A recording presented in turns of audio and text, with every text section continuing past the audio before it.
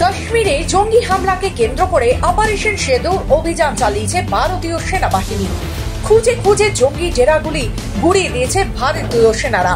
এরপর থেকেই সীমান্তে লাগাতার হামলা চালিয়ে যাচ্ছে পাকিস্তানের সেনা। পাল্টা একের পর এক কড়া জবাব দিচ্ছে ভারতীয় সেনাবাহিনী। এই পরিস্থিতিতে এবার সামাজিক মাধ্যমে পাকিস্তানের পক্ষে পোস্ট করে বিতর্কে জড়ালেন বারাসাতের এক ব্যবসায়ী। বারাসাত গোবিন্দ ব্যারাক সোনাপট্টি এলাকায় দোকান রয়েছে তার। জানা গেছে সামাজিক মাধ্যমে পাকিস্তানের পক্ষে পোস্ট করার পরই স্থানীয় কয়েকজন ওই ব্যক্তিকে পোস্ট ডিলিট করতে বলেন এবং তার উপর চড়াও হন। আর এই ঘটনাকে কেন্দ্র করে এলাকায় ব্যাপক উত্তেজনা ছড়ায়। খবর পেয়ে ঘটনাস্থলে পৌঁছয় বারাসাত থানার পুলিশ।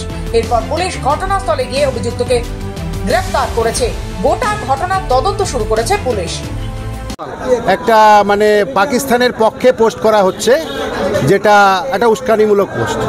তো সেটা দেখার পরে আমরা সিদ্ধান্ত নিই যে ওর সঙ্গে আমরা কথা বলবো বা দেখা করব। তো কালকে আমাদের হয়ে ওঠেনি, কালকে পাইনি ওকে।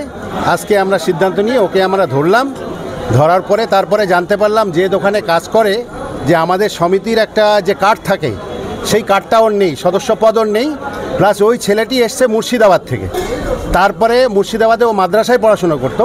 তো সেটা দেখার পরে আমাদের মধ্যে সন্দেহ আরও বেড়ে যায়। এই মতো অবস্থায় আমরা পুলিশ प्रशासन के खबर दी।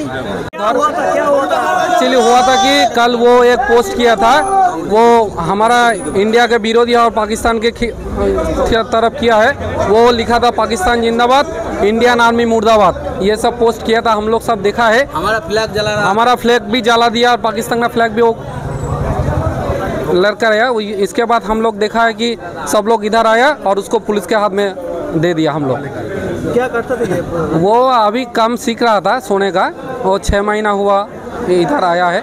ठीक है, तो हाँ वो मुर्शिदाबाद का है। ये बारासात है, बारासात बंगीय सन्यासी समिति। मैं इधर का प्रचार संपादक हूँ। ठीक है।